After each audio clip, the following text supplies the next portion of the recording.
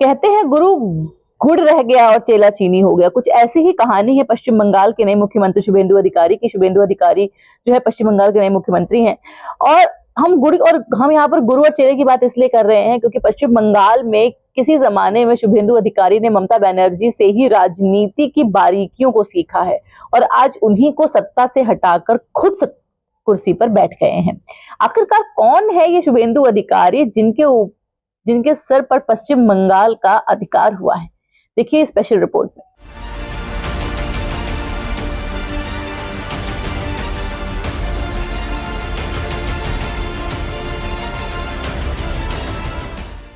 शुभेंदु अधिकारी की राजनीतिक यात्रा 1980 के दशक में शुरू हुई। उन्होंने कांटी के प्रभात कुमार कॉलेज से छात्र राजनीति में कदम रखा। शुरुआत में वे कांग्रेस की छात्र इकाई छात्र परिषद से जुड़े हुए थे। उस समय कांग्रेस के सोमेन मित्रा गुट का प्रभाव था और शुभेंदु ने उसी धड़े से राजनीति की बारीकियां सीखी। इसके बाद 1995 में उन्होंने कांटी नगर पालिका चुनाव कांग्रेस के टिकट से लड़ा और पार्षद बने। यह उनकी पहली चुनावी सफलता थी। उस समय तक बंगाल में वाम मोर्चे का दबदबा था और कांग्रेस लगातार कमजोर हो रही थी। तभी ममता बनर्जी ने तृणमूल कांग्रेस की स्थापना की। शुरुआत में शुभेंदु अधिकारी तुरंत पार्टी में शामिल नहीं हुए, लेकिन जो कि उनके पिता शशि थरूर भी ममता के साथ थे, तो 1999 में उन्होंने न सिर्फ पार्टी को ज्वाइन किया बल्कि तृणमूल कांग्रेस की टिकट पे कांटी विधानसभा सीट से चुनाव भी लड़ा।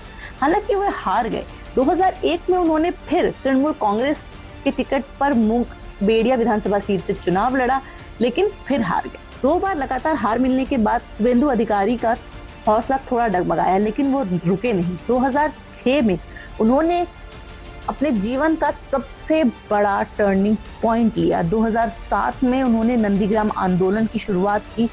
उस समय जो है बंगाल में वाम मोर्चे की सरकार हुआ करती थी और उद्योगपति जो है वो परियोजना के लिए जमीन अधिग्रहण कर रहे थे।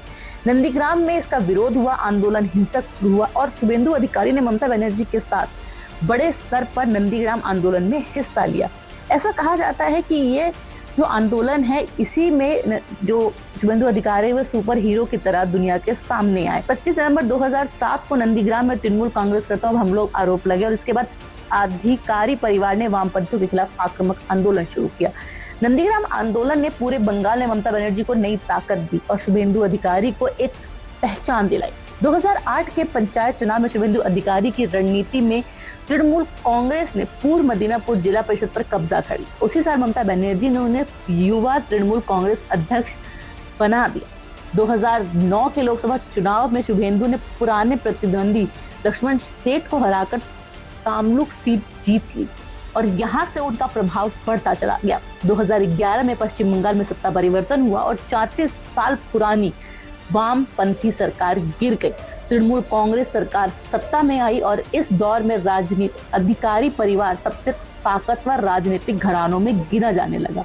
हालांकि ये लगातार कहा जा रहा था 2011 के चुनाव के बाद कि शुभेंदु अधिकारी को पार्टी में वो जगह नहीं मिल रही है जिसके वो हकदार हैं। 2014 में भी शुभेंदु अधिकारी ने लोकसभा चुनाव जीता तृणमूल कांग्रेस की सीट टिकट पे, लेकिन इस दौरान पार्टी में कई ऐसे बदलाव हुए जो शुभेंदु अधिकारी को पसंद नहीं आए। ऐसा कहा जाता है कि 2004-14 के बाद तृणमूल कांग्रेस में अभिषेक बनर्जी का कद बढ़ने लगा। पार्टी संगठन में नई पीढ़ी को आगे लाने की रणनीति अपनाई गई। इस दौरान शुभेंदु अधिकारी को युवा तृणमूल कांग्रेस पद से हटाकर सौमित्रा खां को जिम्मेदारी दी गई। साथ ही अभिषेक बनर्जी के नेतृत्व में युवा नाम का अलग संगठन बनाया गया। यहीं से तृणमूल कांग्रेस और शुभेंदु अधिकारी के बीच दूरियां बढ़ने लगी। 2016 में शुभेंदु अधिकारी नंदीग्राम से विधायक बने और ममता सरकार में मंत्री भी बनाए गए, लेकिन 2019 के लोकसभा चुनाव में पश्चिम मेदिनीपुर में तृणमूल कांग्रेस का प्रदर्शन खराब रहने के बाद उनसे कई जिम्मेदारियां वापस ले ली। 2020 आते आते उन्हें जिला पर्यवेक्षक समेत कई अहम पदों से हटा दिया गया था। ये पद हटाने के बाद जाहिर सी बात है कि उनका प्रभाव कम हो रहा था। आखिरकार 19 दिसंबर 2020 में शुभेंदु अधिकारी ने तृणमूल कांग्रेस को अलविदा कह दिया और बीजेपी का दामन थाम लिया। यह बंगाल की राजनीति का सबसे बड़ा मोड़ था। ये वो समय था जब बीजेपी को एक ऐसा नेता मिल गया था जो जमीनी संगठन, हिंदू वोट और तृणमूल कांग्रेस की अंदरूनी राजनीति को जानता था। 2021 के विधानसभा चुनाव में नंदीग्राम सीट पर सीधे ममता बनर्जी और शुभेंदु अधिकारी के बीच मुकाबला हुआ। पूरे देश की इस सीट पर नजर थी। आखिरकार शुभेंदु के बेहद करीबी मुकाबले ममता बनर्जी को हराया।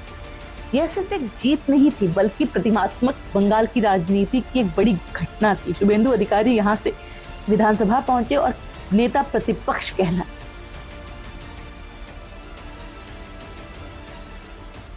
नेता प्रतिपक्ष बनने के बाद शुभेंदु अधिकारी लगातार तृणमूल कांग्रेस अध्यक्ष ममता बनर्जी और अभिषेक बनर्जी पर हावी रहे।